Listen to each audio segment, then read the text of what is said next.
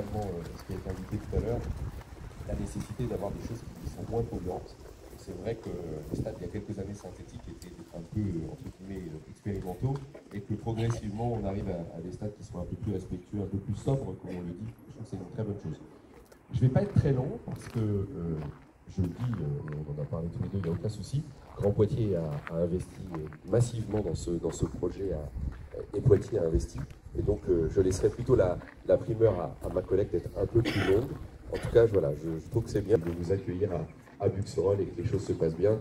J'ai passé presque la semaine avec ma collègue de Poitiers, puisqu'il y a quelques jours, nous avons inauguré une déchetterie mobile dans un tout autre sujet. Et du coup, voilà, c'était un peu plus matinal parce qu'on a fait ça tôt le matin.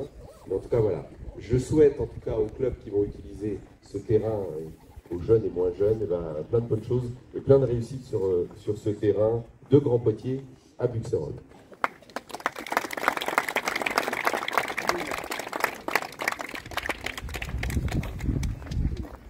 Merci, bonjour à toutes et à tous, Madame la Présidente de Grand Poitiers, chère Florence, Monsieur le maire, Président de Grand Poitiers, Corinne Sauvage, en charge des équipements sportifs, et Maxime Pedebosque, en charge des vice-présidents sportifs et délégué à la politique sportive pour la ville de Poitiers, Monsieur le député, Monsieur le conseiller départemental, Monsieur le conseiller régional. C'est peu dire que le foot est un sport fédérateur, quand on voit le nombre de personnes, parce que je trouve que l'inauguration d'un terrain sportif se passe plutôt à de l'informel, enfin de l'informel en tout cas vraiment d'échange, plutôt qu'un long temps de discours. Je tiens néanmoins vraiment à remercier d'abord toutes les personnes qui ont fait en sorte que ce projet soit possible. Donc les entreprises, elles ont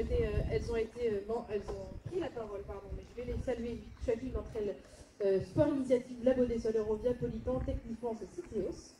Et je remercie